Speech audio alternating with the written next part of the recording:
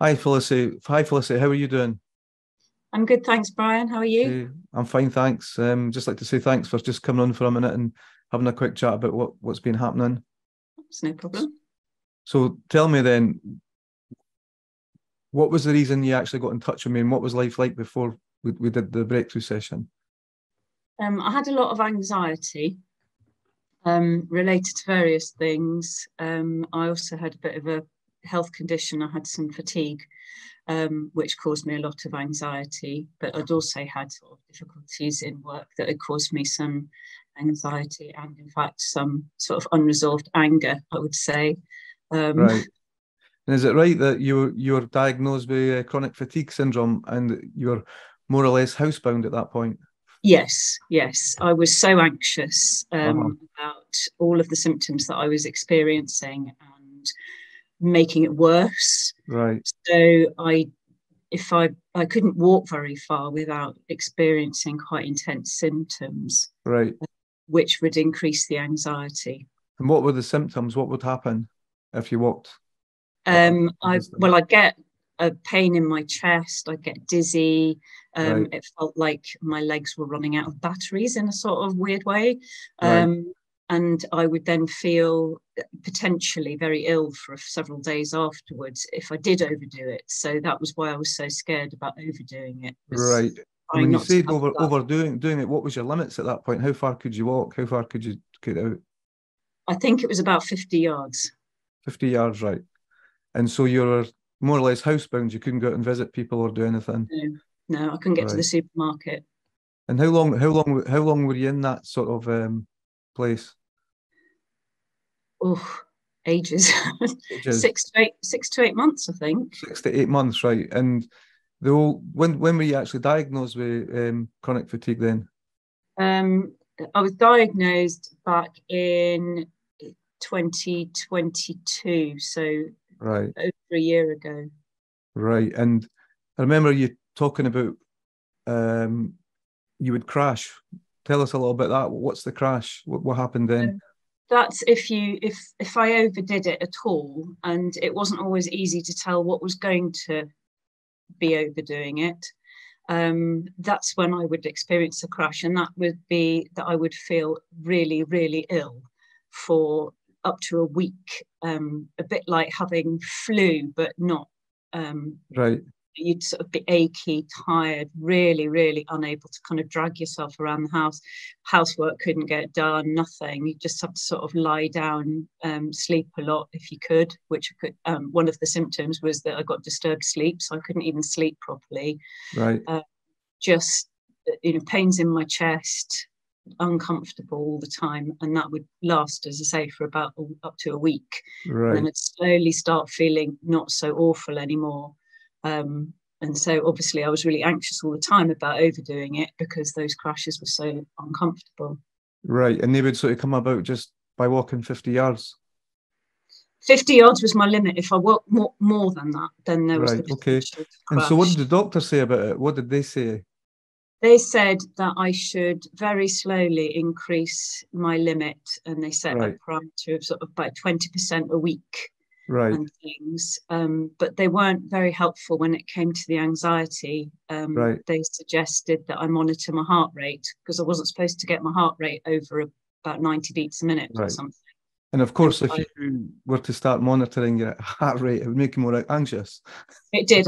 I was monitoring it and watching it rise Right. rather than So it go was getting down. worse. It was just going on in circles and circles and circles. Right. Okay. Yeah. So tell us a little bit about the actual breakthrough. What was it like, the breakthrough? What was it like when we worked together? What was that like? Um, I had expected to be absolutely wiped out by it because it was Right. what it ended up being about 6.5 hours, didn't it? Right. And I was surprised how quickly it went and how I didn't feel particularly exhausted at the end of it. Right. And I think it wasn't the day after, but maybe the day after that, I felt a real surge of energy, Right. which was really exciting actually, because I'd felt so low for so long that actually having a bit of energy was good. Uh-huh. Uh-huh. And when we went into all the past and we released all the trauma that was part of the problem, what Yeah. was that like? Was that stressful or was it relaxing? What was it like to with the techniques that we used? I found it absolutely fascinating, Brian. I was just really, really interested by it. I think the thing that struck me the most is that we tackled the anger first. And afterwards you said, has all the anger gone? And I said, I don't know, but I feel really sad. And you said, that's what happens when you get rid of the anger, then the sort of the sadness rises to the top. And I have to say that I haven't felt angry about any of the things that I've in my past that were bothering me, that would occasionally come into my head, and I just feel like that's all gone. I don't. And so apart from the surge of energy a couple of days later, what's happened since then? Well, unfortunately, I used the surge of energy to do too much, and I did experience something of a setback for a while. Right. But I decided, I think that you gave me the confidence to decide not to be anxious about well, doing the work. We had another session, I remember, around that, didn't we? And we did another session to modify that. That was in the follow-up, right? Yeah, I was still feeling quite anxious. I think because I'd overdone it and crashed, so it was kind of my fault. But we sorted that out. Yeah, we sorted that out. And then I just decided that there was no point in worrying about the symptoms anymore. I was able to kind of say, I'm just not going to be anxious about them anymore. Right. And I just slowly increased the amount that I could walk carefully by, started off just a few steps a day. I would do a few extra. By the end of a couple of weeks, I was walking around the block. And now, 2-3 months later, is it? I'm going for long walks in Holyrood Park and loving it. I've got so much strength and stamina now. Right. So so it sounds like you're healing now. You're back on the road to being normal.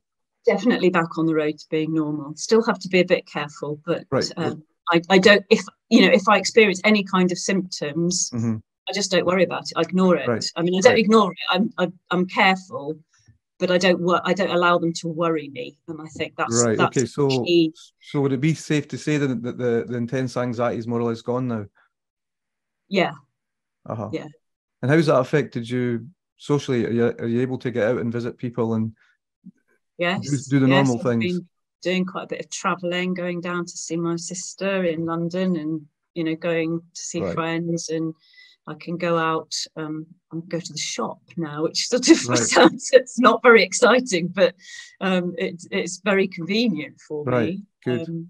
And yeah. So would you recommend a breakthrough process? Is this something you would recommend for somebody else in your kind of situation? Yes, I would recommend they try it. I mean, I suppose everybody's illness is going to be different. I think there is no one chronic fatigue. So people have, I suppose, what the roots of it are might be different. So it wouldn't be something that I could say it will definitely help. But certainly if you're experiencing any anxiety with it, it can't do you any harm. That's right. It will. It might not cure you, but it will certainly send you in the right direction.